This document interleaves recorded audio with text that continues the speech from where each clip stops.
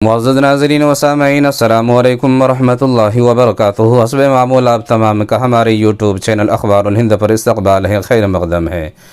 معزز ناظرین، آج کی انگریزی تاریخ ہے 15 نومبر 2022 بروز منگل، اور ہجری تاریخ ہے 19 ربیع الاخر یا ربیع الثانی 1444 ہجری۔ اس وقت کی بڑی اہم خبر حضرات کی خدمت میں پیش کر رہا ہوں۔ آگے بڑھنے سے پہلے، خبر شروع کرنے سے پہلے آپ سے گزارش ہے، اگر چینل پر آپ نئے ہیں تو چینل کو سبسکرائب ضرور کیجئے، اور چینل کو سبسکرائب کرنے کے ساتھ ویڈیو کو زیادہ سے زیادہ اپنے دوست احباب میں شیئر کیجئے، لائک کیجئے، اور کمنٹ کے ذریعے سے اپنی رائے کا اظہار ضرور کیجئے۔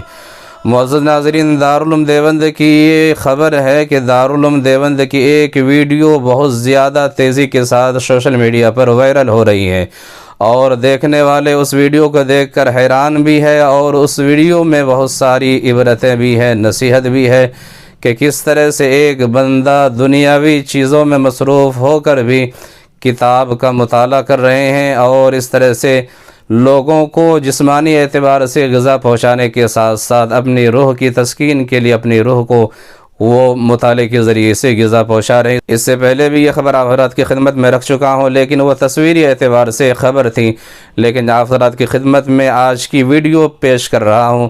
آپ ویڈیو دیکھیے اور لطف اندوز ہوئیے۔ اسی طرح سے معزز ناظرین، ایک بڑی اہم خبر ہے، اور یہ خبر کا تعلق مکہ المکرمہ سے ہے۔ حرم شریف کے سب سے بڑے جو امام ہیں شیخ سدیس صاحب دامت برکاتہم العالیہ، آج فجر کی نماز کے بعد ایک بچے کے ذریعے سے وہ سورۃ الملک کی تلاوت سن رہے ہیں، کہ دیکھیے کس طرح سے وہ بچے سے سورۃ الملک کی تلاوت سن رہے ہیں، اور بچے کی کس طرح سے حوصلہ افزائی کر رہے ہیں۔ ویڈیو آپ حضرات کی خدمت میں پیش ہے۔